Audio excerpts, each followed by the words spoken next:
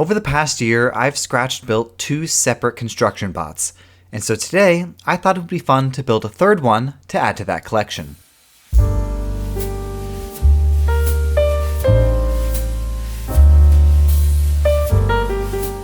As with many of my projects, there's usually one part or piece that inspires me to start building. In this case, it's this jetpack from a Gundam. It's a super cool looking part and I think it works great as a jetpack, but in my case, I'm going to use them as part of the legs, specifically the pelvis and the upper leg or the thigh. For the bottom part of the leg, I'll be sticking with the Gundam theme and I'm going to be using this part here, which is from a Gundam option kit. I use armature wire to attach the parts together. I'm going to take apart this broken pen, and what I'm after is the clip right here. I'm going to attach this to the bottom part of the leg to give it some extra shape.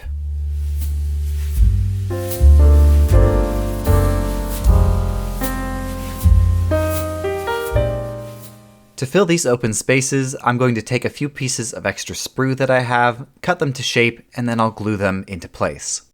I glue in some extra greeblies to fill the open spaces. Here I'm just putting the feet together with a bunch of greeblies that I had, and like I've said before, building robot feet are pretty difficult for me, and so what you're seeing here, although it looks very easy, like I'm just putting the parts together the first time, there is quite a lot of dry fitting and testing out before I ever even turn on the camera. At first I was a little worried because they looked kind of comically large compared to the legs, but once everything was painted and put together, the proportions sort of evened out. And once the feet are glued onto the legs, I can add a few more greeblies to transition them together, and that really helps with that unproportional look.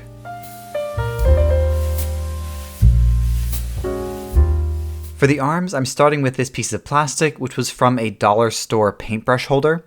I'm just cutting it down into 2 lengths, one for the upper arm and one for the lower arm. Large hollow pieces like this can be hard to stick together, and so I'm going to fill them with a piece of EVA foam that I cut down into the right shape, and then I'll just jam it inside like this one. This just adds surface area and strength for when everything is glued together. For the elbow joint, I'm using a round bead, and there you see I'm gluing it into the EVA foam, just gives some extra surface area for the glue to stick. I drill another hole and add another wire, and then I can add the bottom part of the arm in place. A couple of beads cover up the bead hole. I'm not going to do anything about the smaller bead hole because it's not really seen.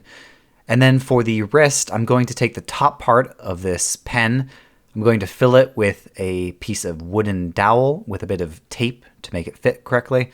Chop it down to size, and then this will add some extra surface area to glue. For the hands, I'm keeping it super simple and just using pre-made Gundam hands. To add some bulk and detail and to match the other construction bots that I've built, I'm going to be using these dollar store fire truck ladders and adding some extra framing and armor around the arms.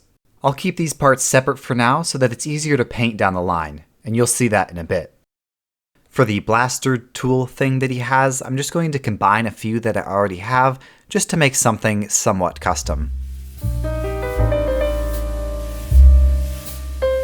I was pretty happy that the torso actually came together pretty easy on this one. These are both parts of 2 separate Transformers toys that were both broken, and they actually fit together really nicely. Then to fill in the small space in the back, I'm going to be using this piece of plastic, which I believe was from a Gundam kit. To build up the sides, I just add a rod in the center and then a few caps on the side here, and the rod is just to hold everything together. Originally, I was going to have the arms coming off of those 2 white plastic caps, and so I wanted to make it extra strong. I didn't end up actually doing that, but that's why they had that rod in the middle. I just add a few greeblies and spacer washers here and there just to fill in the space, and then I'm going to be using these small test tubes as fuel tanks in the back. I glue a couple of pen caps to the front, and then I'll glue the caps into place coming off the side. I won't glue the tubes in yet to make them easier to paint later. For the shoulders, I'm going to be using these applesauce lids. These are from those squeezable portable applesauce containers. Once those are glued down, I can add a few more greeblies to the back, and then the torso is done. The head was by far the easiest because it's basically the exact same design as the 2 other construction bots that I built in the past. It's just a couple of caps glued together, a googly eye for the eye, and then some other pieces of plastic to make the back of the head and the jaws.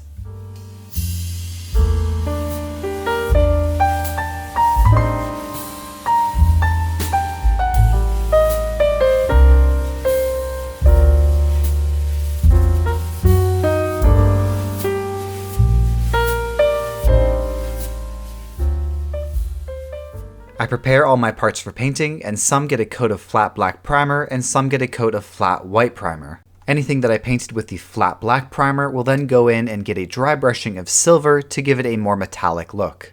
This is a super easy way of giving a weathered metal look without using very much metallic paint.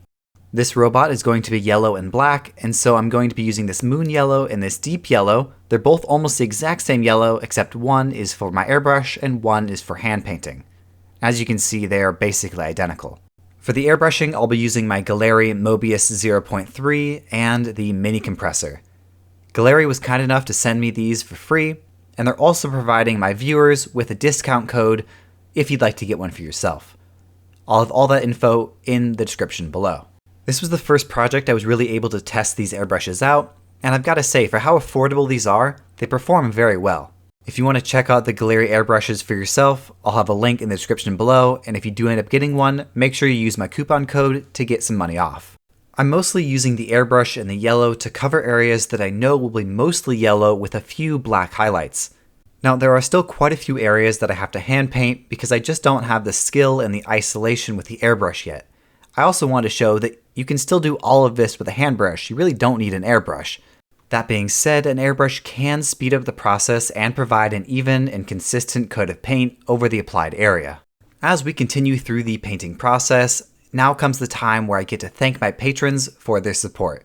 Thank you so much for your support. I really do appreciate it. If you'd also like your name flying across the screen during the painting process, you too can join my Patreon. I'll have links in the description, on my channel, and at the end of this video. Joining the core builders on my Patreon gives you access to some cool behind-the-scenes photos that no one else gets to see, that shout-out that I mentioned before, and you're directly supporting this channel and helping me produce more videos. If you are liking what you're seeing and you want to support me right now for absolutely free, you can do so by liking, subscribing, and sharing these videos. And if you have any comments, questions, or concerns, put them down in the comment section and I'll try to get back to you. I read and try to respond to every single comment on my channel.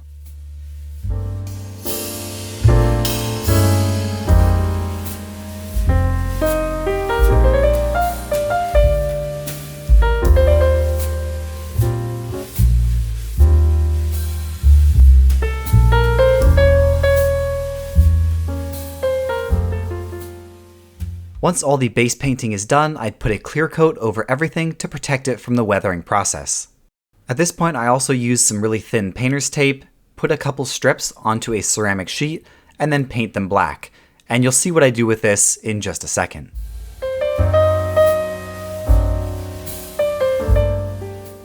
I'm using that painted painter's tape to add stripes to the fuel tanks. I find this is easier and cleaner than using the painter's tape to mask off the area and then painting it.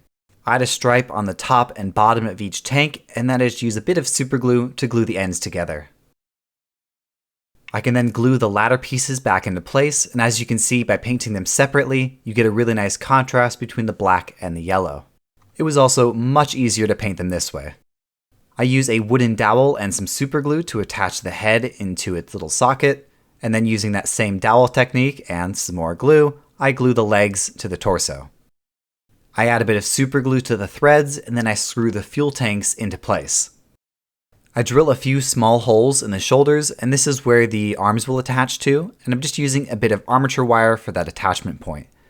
I'm not going to glue them in place just yet because I'm going to be weathering soon, and I don't want them to get in the way.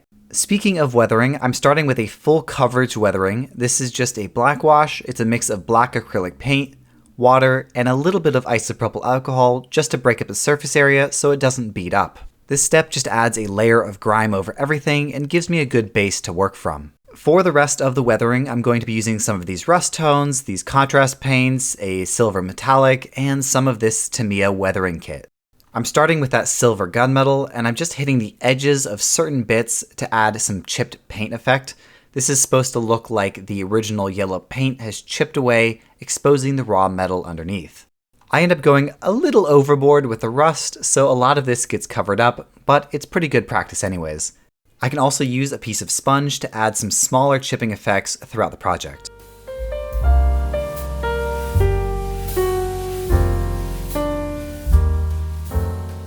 Using that same sponge technique, I can start working on the rust effects. I'm starting with a darker brown rust, and this is the older or maybe wet rust. And then I go in with a lighter, more rust-colored rust on top of that, and this is supposed to be the fresh rust or the rust that is sort of dried out a bit. In real life, rust has some variations in color. It's not just all rust. It's darker browns to almost blacks, and then all the way up to reds and oranges and really, really light colors. And so adding those color variations in your model can really bring out some nice realism.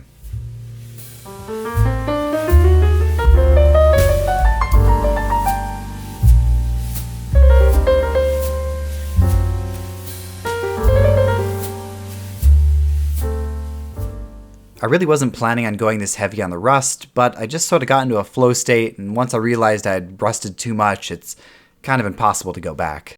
To blend everything together and to give kind of a cohesive look, I use a very watered down gray contrast paint and cover the entire model in it. I decided now was a good time to glue the arms in place, so I use a bit of super glue, add those in place, and now I can start working on the eye.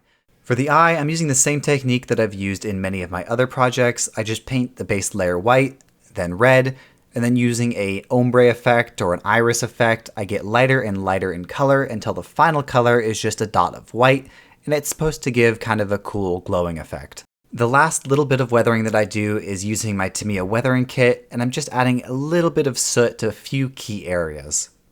It's not super noticeable, but as you can see in some of these zoomed up shots, it adds just a little bit of grime to some of the areas. After I'm finally done weathering, I give one final coat of matte clear just to protect everything, and with that, this project is pretty much done.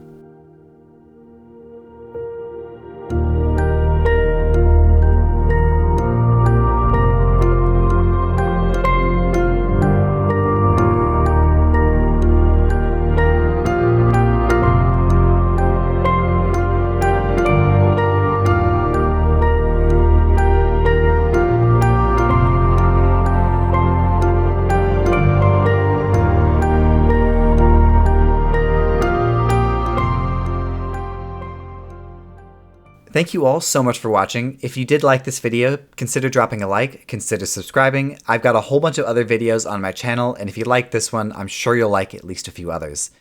If you have any comments, questions, or concerns, put them down in the comment section and I'll try to get back to you. Thank you again to my patrons. I really do appreciate you. If you're interested in joining, I'll have links at the end of this video, on my page, and in the description. Thanks again for watching, and as always, I'll see you in the next video.